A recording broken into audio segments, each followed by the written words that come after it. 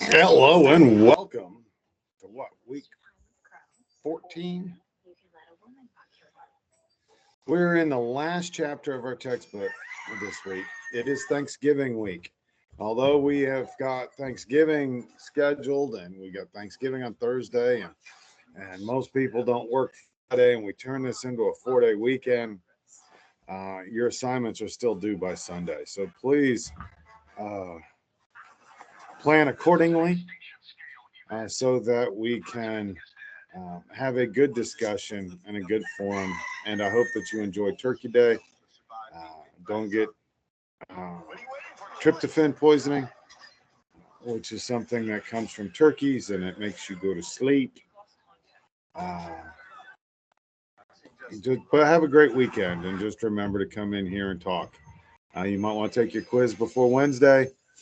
You might want to do your discussions, as many of your discussions as possible by Wednesday. And then you can just come back on Sunday so that you can do your responses and things. And this way you can have the 3 days to participate in our Thanksgiving and our national holiday. But I will see you in the forums. I am averaging the last few weeks, I'm averaging 6 to 10 responses. But very few are replying back to me. We'll see what happens this week. This week, let me share my screen if I can find my. Sometimes I find myself hurting from giving too much. Fire these people. It's Christmas. It's Christmas Eve. You are going to be visited by 3 ghosts. Tomorrow's bad for me, Lou. Go for naughty. I can't get the antlers glued onto this little guy. Have you tried Staples? Too nice. You can always change if you want to. In just one night. So week 15, actually, we are going to be discussing special populations. So here we go. Special populations. You've got I'll put this video here that I'm recording. You've got the PowerPoint I'll be giving.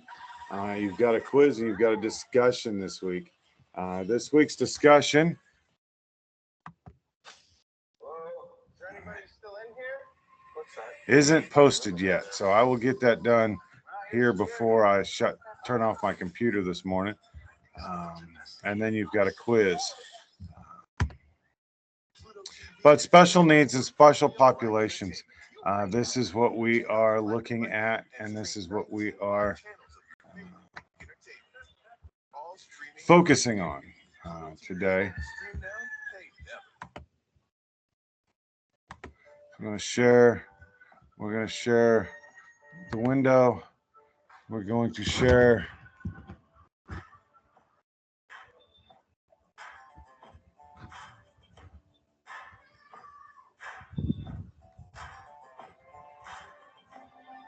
What are we sharing?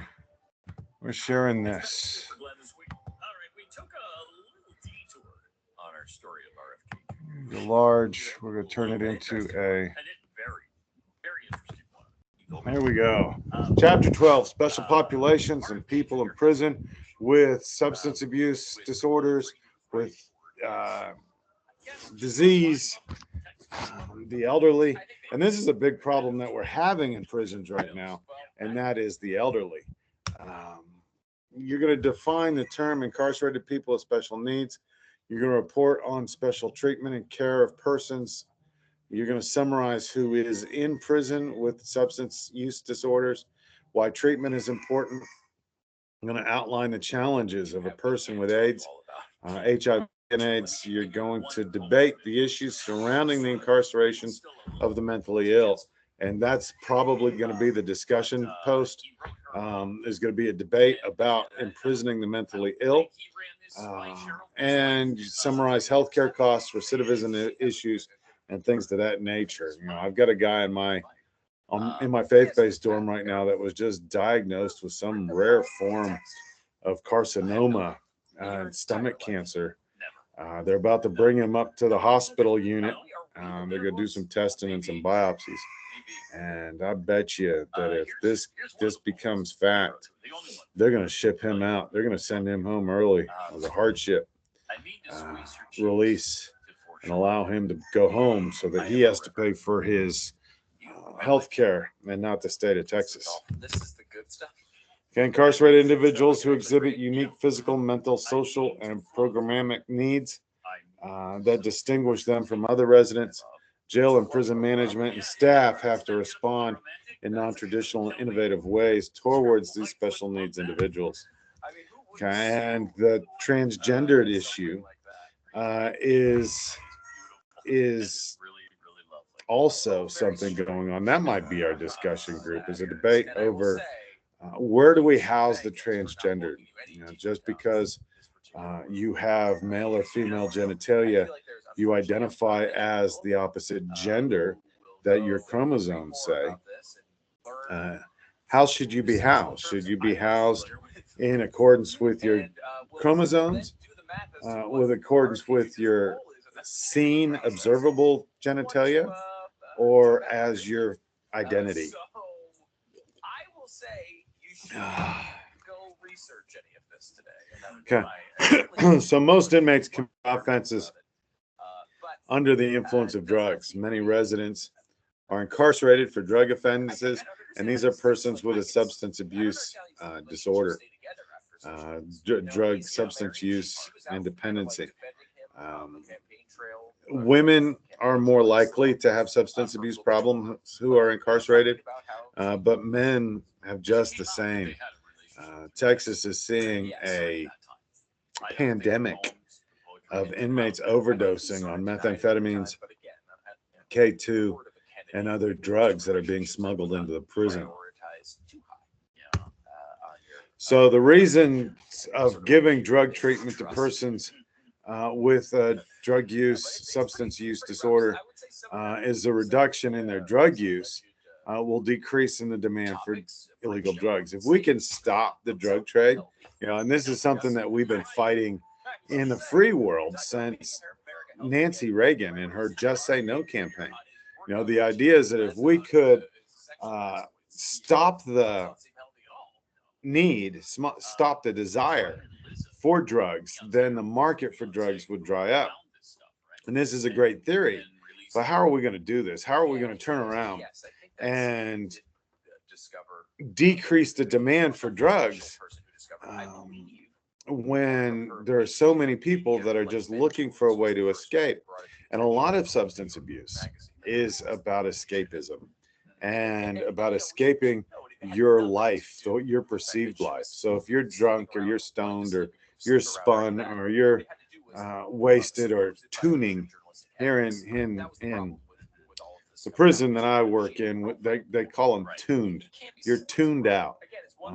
It's zombie-like. These guys just become zombies, and when you wake them up, they become aggressive. It's like watching The Walking Dead or something like that. The dangerousness of the drug use problem that is in the prison system is astonishing. And what they're making this K2 out of, no human should ever put that into their body. And I look into cells when I'm doing my tier walk, and I look into cells, and these inmates, they're zombified. They're not moving, they're puking all over themselves. And then then they turn around and you disturb them and they get aggressive and they try to eat your brains. Watching The Walking Dead or Z Nation or any of these other zombie shows, World War Z, all you got to do is go to the American prison and you can see that this is going on through the avenue or the venture of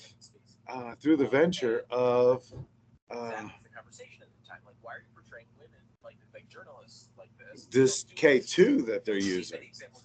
Okay, so the hopes are that treatment improves outcomes as they beneficial effects the public. They have a better public health. They're healthier. It costs less money to take care of these guys. therapeutic communities, medication, self-help groups, AA. We've got recovery programs within the prison system, all targeting. The chaplaincy department has recently decided to do a recovery rally. But I'm probably going to do a recovery rally at some point here at the Wallace unit. But it's, these guys are looking for a way to escape. And drugs is the easiest way to do that.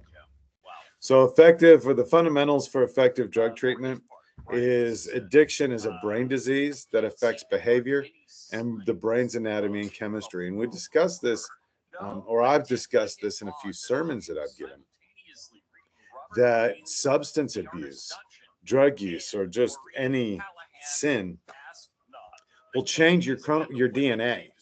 And drug addiction is no different. Drug addiction will change your brain. It will change your DNA, and you'll pass this abuse down to the next generation. So effective drug abuse treatment programs engages participants in a therapeutic process to help them think for a change. Okay. When I was a probation officer, we used to give a program, teach a program. I was a substance abuse probation officer. We had a program called Thinking for a Change. That's now become overcomers and cognitive life skills, but it's still just thinking for a change. And we have to change the mentality. We have to change the functioning of the brain to allow the brain to rely upon other things than addiction to substances. You could even say that Mountain Dew is an addiction. And we know this because men that stop drinking soda will lose 15 to 20 pounds within 2 weeks. Yeah, scary thought, huh? Treatment must last long enough to produce a stable behavior change. And this is 18 months. Research shows that behavioral change, mindset change takes 18 months. To change a habit, it takes 18 months to make a change permanent. Okay. The first step should be assessment of the nature and the extent of an individual's drug problems and their mental health evaluations. Okay. Services should fit the needs of the individual. Drug use should be monitored through urinalysis or other objective measures. And treatment programs should target cognitions. It should target thinking. It should focus on creating life skills that promote the life of the abuser. Okay. So treatment programs should incorporate planning. Okay.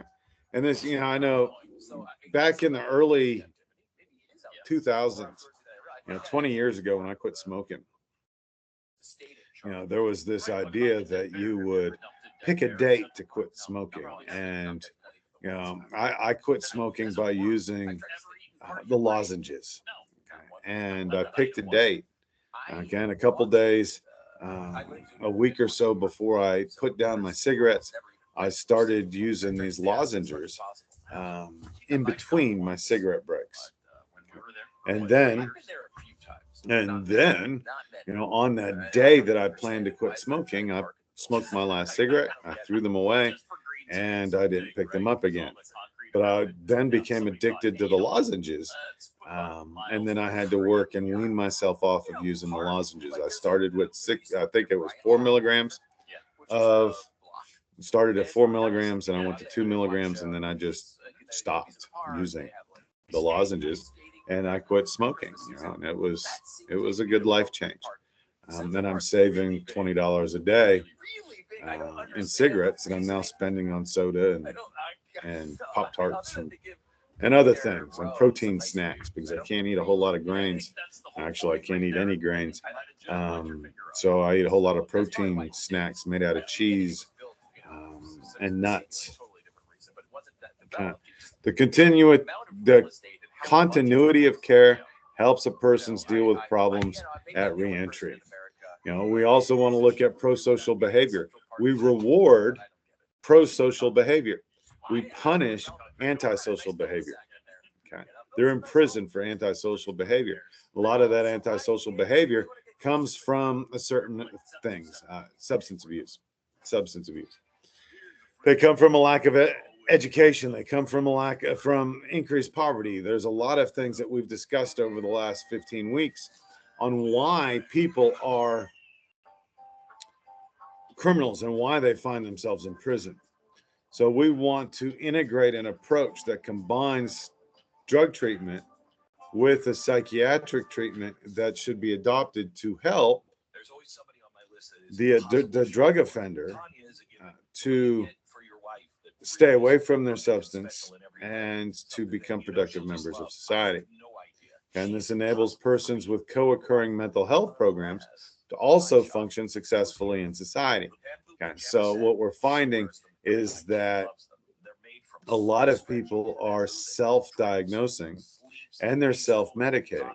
Okay, so they're using marijuana, or they're using methamphetamines, or they're using heroin, or they're using whatever illicit narcotic that they're using. They're using because they're self-medicating for a mental health problem. So it would be beneficial for the prison systems to find out these mental health issues and then treat those mental health issues. Maybe not putting them in general population where their mental health issues are going to just be exacerbated, especially with the amount of drugs that are found within the prison system. We want to recognize that infectious diseases are higher in substance use disorder incarcerated persons than those under community correctional supervision. Okay, so we find STDs, HIV, AIDS at higher levels inside the prison system than we do out in the free world and within community corrections. Because, and I'm going to get a little preachy on you again, but sexual deviance goes hand in hand with substance abuse. Okay. And in prison, that sexual deviance turns into homosexuality.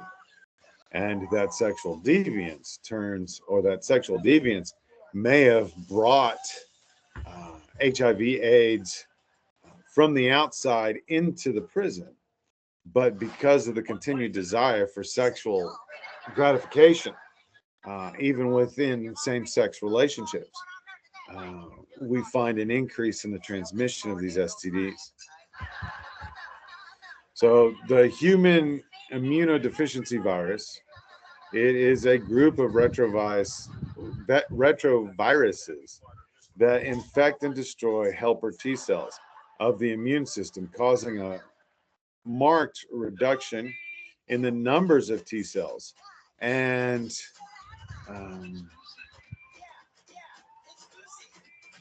then evolves into AIDS, or the acquired immunodeficiency syndrome. It's a term that's applied to the most advanced stages of HIV, where the weakened immune system can no longer protect against life-threatening infections, diseases, cancers, COVID.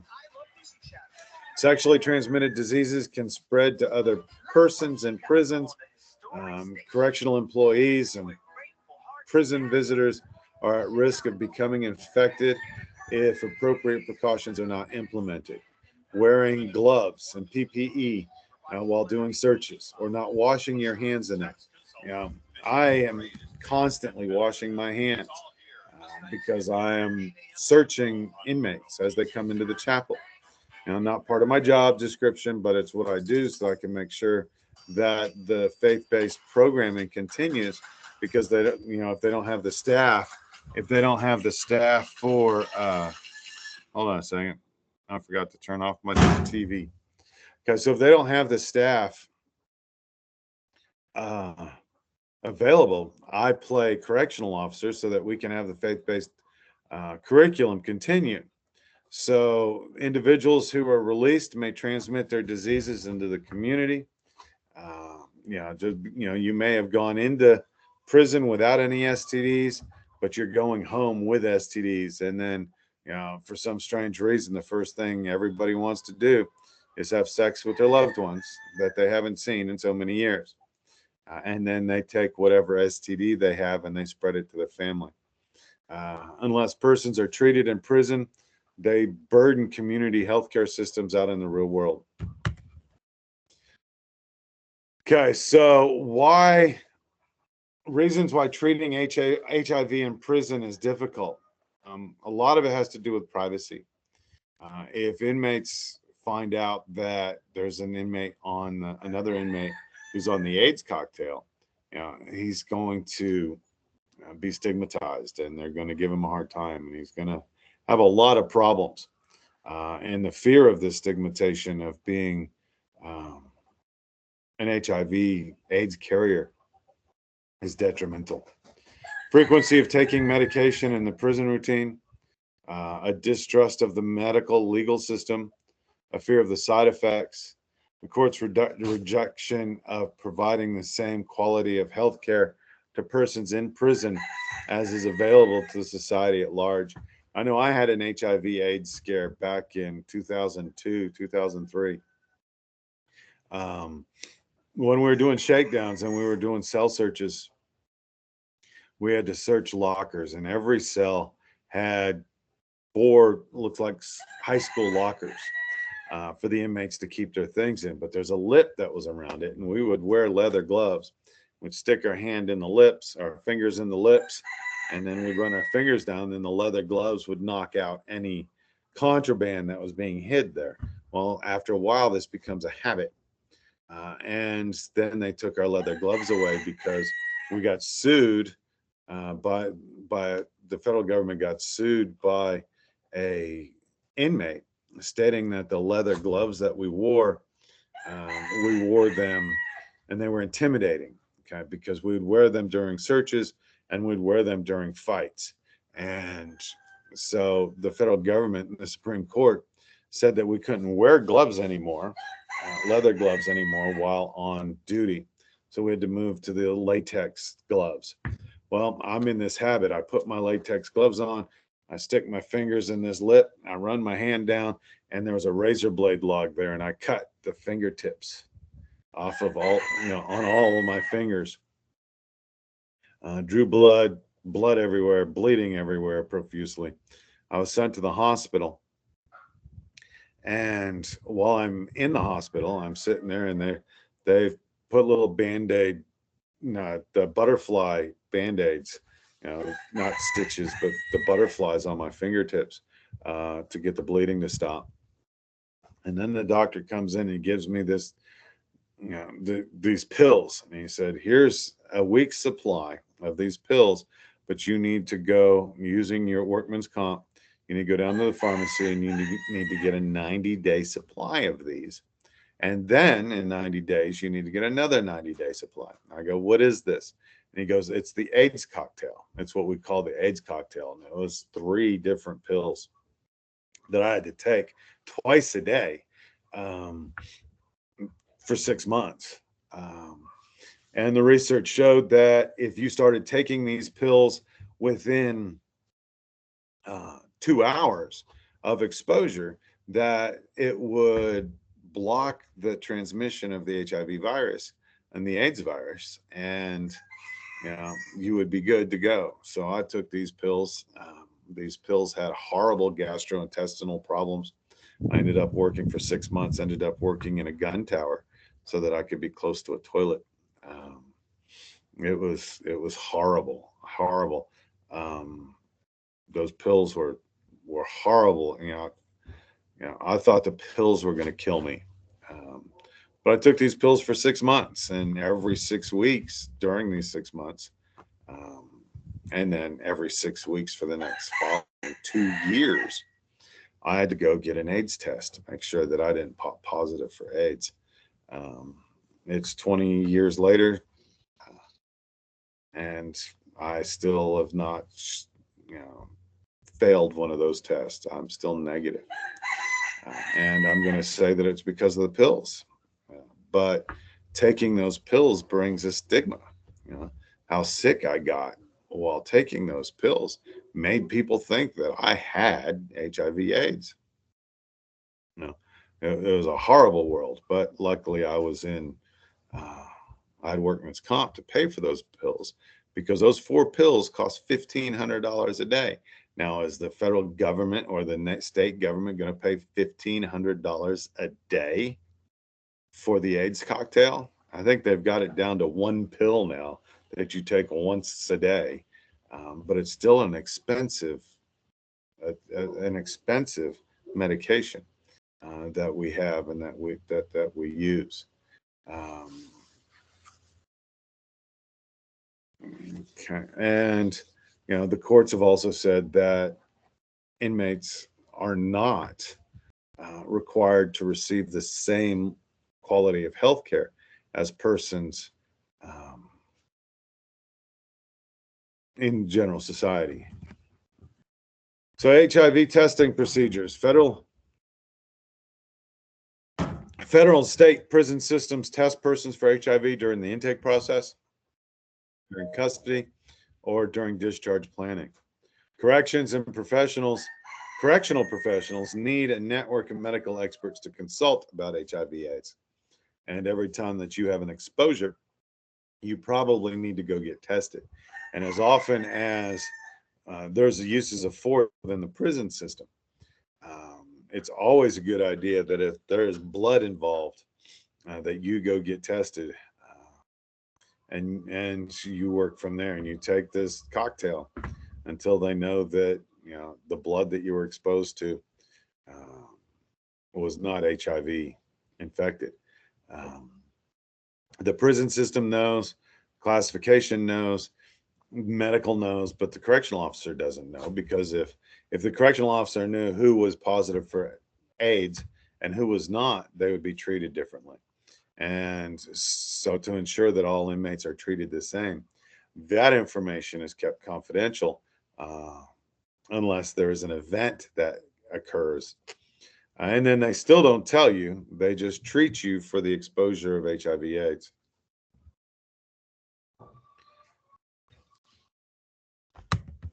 Okay, so education and prevention is important. Kind of the basic disease information, safe sex practices, the tattooing risks and triggers for relapse, the things that happen within the prison system. Okay, so you need prevention programs that are instructor-led, volunteer-led, medical personnel-led. There's pre-test and post-test counseling. There's counseling and mental health counseling if you ever do pop positive for HIV/AIDS. Multi-session prevention counselings. You want audio, visual, written materials. You want peer-led counseling. You really do need to address the HIV/AIDS issues. I know with COVID, it's lost its importance. Okay? But and in the real world, it's lost its importance. I think, we don't talk about AIDS as much as we used to. But I think that's the fear of AIDS has decreased. But AIDS is still a deadly disease, and AIDS is still going to kill you. So mental illness.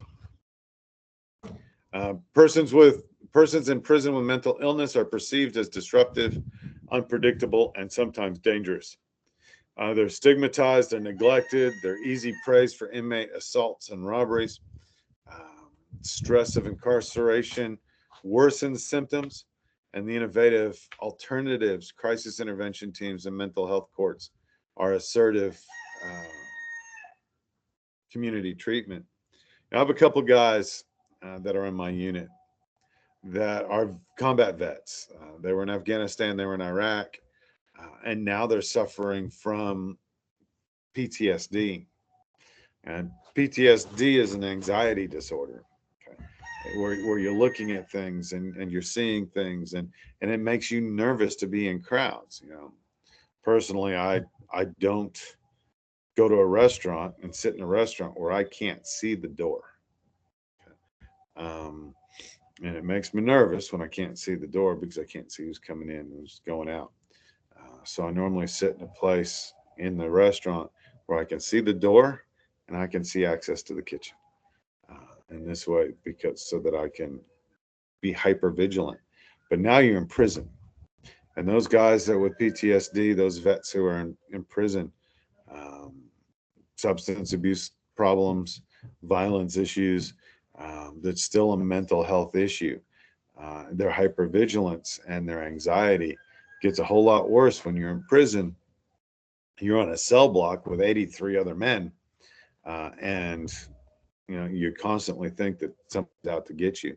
It gets quite demoralizing, and it is quite stressful, and that stress just exacerbates the symptoms of mental health issues. And so a lot of people, what happens is they'll set up veterans dorms. They'll set up places where the vets can go. They set up mental health and prisons and wings for the mentally ill. But there's a stigma about being diagnosed as mentally ill. So a lot of people avoid the stigma of diagnosis, and they self-medicate using meth, K2, heroin, whatever they can use for escapism. Okay. So aging, we have got an elderly population. Um, Researchers in California found that 70% of the women in prison are elderly. They said that at least one prison activity was difficult for them to do because they're so old. Okay. Among those who are incarcerated, it's increasing. We have Texas has instituted a program that says no one dies alone. So they have inmates that work in the geriatric prisons and in the hospice wings to make sure that no inmate dies alone, that there's somebody there holding their hand when they die. So hospice, which I've already started, it's an interdisciplinary, comfort-oriented care facility that helps seriously ill patients die with dignity and humanity in an environment that facilitates mental and spiritual preparation for the natural process of dying. If you have a hospice wing on your prison, the chaplain is going to be spending a lot of time in there helping with this transition into death and seeking the individuals, these inmates, to say the magic words that they believe in Jesus as their Messiah. So in Angola, Louisiana State Prison, Angola, the emphasis is on family. Incarcerated individuals are trained as hospice volunteers. Each patient designates two confined persons as family. Angola staff strives to make the patient's final days meaningful within security limitations. In addition to the hospice program, there's compassionate medical geriatric release laws that exist in most states. Like I was talking about the inmate on my unit that was just diagnosed with this very rare stomach carcinoma. And, he will end up with not a geriatric, but a compassionate medical release. Okay. Changes have been seen in the United States Sentencing Commission, the advocacy group Families Against Mandatory Minimums are trying to see a decrease in policy for mandatory minimums because you need to be able to let these people who are terminally and critically ill to go home and die with their family. So it's an estimated national cost per year to confine a person 50 years and older is 70%. The expense of medical care, $70,000. Expensive medical care transfers from one state agency to another. Hospitals, community health centers, nursing homes, and the hospices are better equipped to assist the elderly than incarceration does. So increasing population of aging individuals is not due to any elderly crime wave, but due to the mandatory minimums and the three strikes laws and the habitual criminal laws that sentence people to life without the possibility of parole. And even though they have aged out of criminality, they're still in prison. Okay. sometimes they're in prison till they're too old to commit crime. There's this guy that comes to my chapel 3-4 times a week. He's 75 years old. What crime is he going to commit? So the argument is that they need to let him go. Recidivism rates. Let me move this if I find my mouse.